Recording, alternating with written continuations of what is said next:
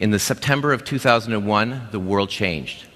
And I'm not talking about 9/11. I'm talking about 1 week later, when the internet world changed. This was the introduction of Code Red. Code Red wasn't an email virus. It wasn't a zombie, a Trojan. It was all of the above. It was the world's first complex blended threat, and it went around the world in 3 days. By September 21st, it had infected 2.2 million systems worldwide. Governments took notice because they realized they could take this technology and bring it up to a whole other level.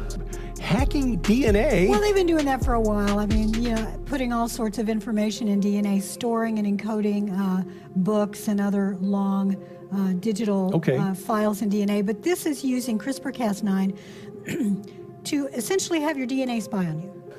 It's gotten to a point of a confluence, a merging between man and machine in a digital cyber world where we can never tell them apart. A digital cyber world where the battles are not being fought with bombs and bullets, but with bits and bytes. This is the age of the cyber spy. This idea of using CRISPR-Cas9 to insert spy genes into your DNA opens up a really interesting world, especially when you look at the possibility of quantum computing. So let me share that with you now. I'm going to take you down a digital wormhole. A wormhole, by the way, that we plan to send those attackers. There is another war going on beneath the surface. The new novel coronavirus is a man-made new form of neurowarfare unleashed on the world under a secret United Nations protocol using a viral delivery system to strong-arm the human race, to redesign and restructure the biological bloodstock and DNA gene pool of the entire human race, to forcefully integrate the human race into a new cybernetic evolution of mankind by redesigning and re-engineering the DNA patterns. The modern type of bioweapons are frequency controlled. Yeah. So they don't even start doing any harm before they're not activated. Yeah. We saw that, for example, and this is an interesting story when we look into what's happening in the US. The Sentient World simulation run by the intelligence community that is basically picking up data from transhumanistic technologies of all the people, creating a real world simulation. You see, if you're going to defend yourself against technology that replaces people, then the next step of convergence is to create technology that behaves like people, that in a digital world you cannot tell one from the other. We're capable of creating massive networks so real that you cannot tell them apart. And then the plan is to reverse the signal from the antenna systems they run, which is also always the phase array antenna technology.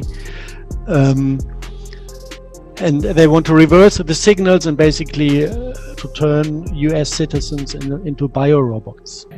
And once the person is infected with this virus, the coronavirus, these nanoparticulates migrate through the bloodstream to the brain and adhere to the neurotransmitters of the victim's brain and begin to speak to and decode those neurotransmitters through a process called directed energy flashing. So this is all done by this DNA. There's a new field of research. They realized that the base pairs can be mounted into a chain in a way that functions like a computer, like a logical element. And this is if you visualize this, it's like the old method with telephones, when you were dialing with sound. Every base pair has a resonance frequency. It's somewhere in the terahertz range. And if you hit the right frequency, it is opening, like a light conducting unit. And if you have a chain of these base pairs that react on different frequencies, you need a a sequence of sounds to open all the fragments to make the entire thing conductive. So it goes like do do do do do, and then the next part of the genetic thing is activated to either produce light or to produce poison. And this is something beautiful out of their view of the world, because if you bring this RNA or DNA into the human body, you can kind of take a radio signal and activate it from outside to produce any substance you want or to produce any light you want. Light is emotion, light is thought, light is everything. Everything we sense as experience. There was a community of like 200 scientists who didn't want to support this development anymore, and they united to a group and started to speak out as a group to the public. Their families were assassinated with radio frequencies, and the symptoms of them dying were very, very, very similar to coronavirus death. Like having flu-like symptoms, then going to hospital with lung infection, and then dying from organ failure. So apparently we do have something that is related to electromagnetic warfare that shows the same symptoms. Like the flu, that is easily mistaken.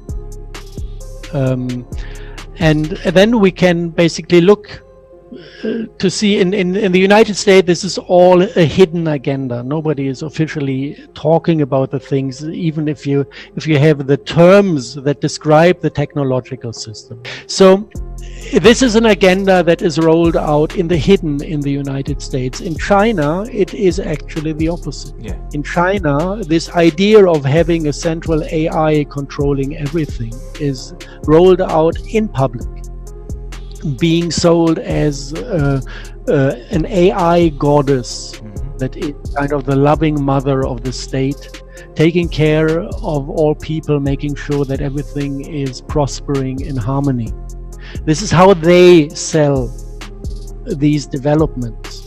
And still, this is also absolutely public. Every citizen is getting a kind of a ranking system of collecting points of being nice or naughty. Yeah, the social credit system. Yeah, social credit system. So and people support that because Chinese people are afraid of each other, so they want each other to be cancelled out in case of getting naughty. This is their mentality, and they fully accept that. So this is on a completely different level. And what we do know is that Wuhan area is leading in 5G rollout worldwide. So at a certain point, you need, if you have this agenda that says, let's turn everybody into AI-controlled biorobot to make sure nobody dances out of the line, at a certain point, this needs to be tested to gather data to make it function better. And at a certain point, it comes to the moment where all the people who do not comply, who do not function as AI robots, need to be removed. And I know the data from the United States, the guys who still continued after all the families were murdered from these group that started to talk openly about what HARP facilities were built for. He said that actually 70% of US population see mind control as something external. So this is biorobots. But you're saying 70% are already there. I mean, just 30% or maybe a bit less, I don't know, but okay. In Europe, I don't have numbers. I just have some experience of my environment. You know, you get these funny moments. I had them twice till now. When I was in company, and suddenly there's like a wave going through the setup. Everything goes dark for a second or a nanosecond, and then I revive, and I wake up in a different conversation. What, a split of a second later? A split of a second later, something completely else is happening around me.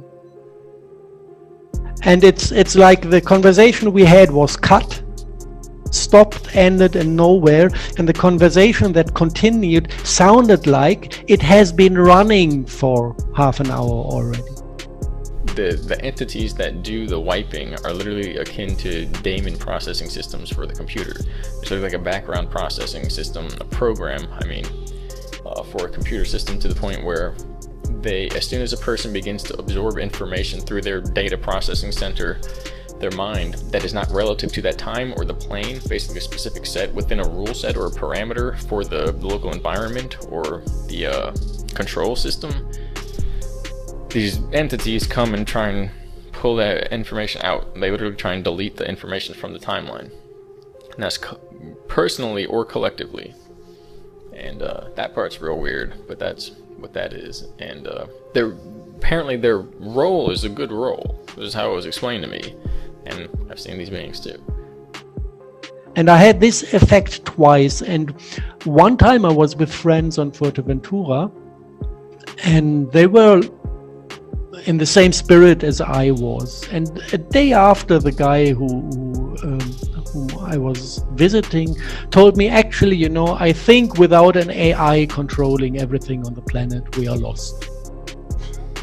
Humanity is not going to make it. We need an AI to control us. So he basically, completely was switched in his... and there were actually 2 people on the table from 6 who perceived that moment of going dark and reviving and having the talk shifted. 2 of us could feel it. Wow. And all the other ones said, no, there was nothing. And did you speak about it at that time? Yeah, we communicated about that. Wow. What was his... So, what did you think of it? I mean, what do you think of it now? What was it?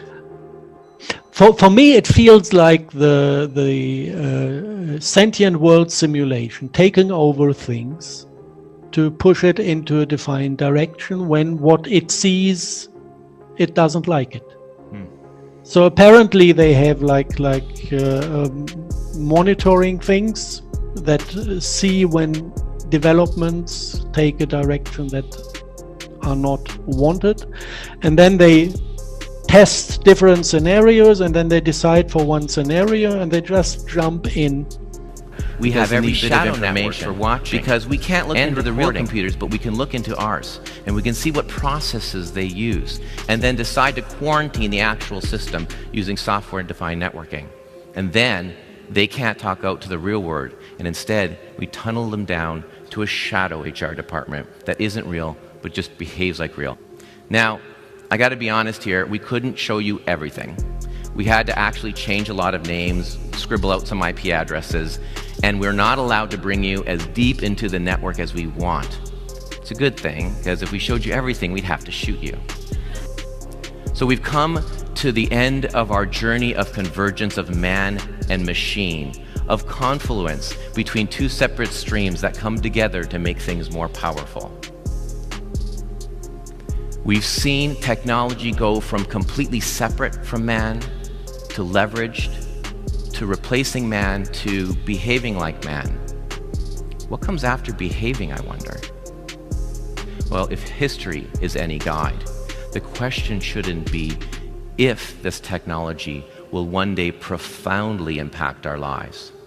The question should be, will we ever even realize it? Thank you very much.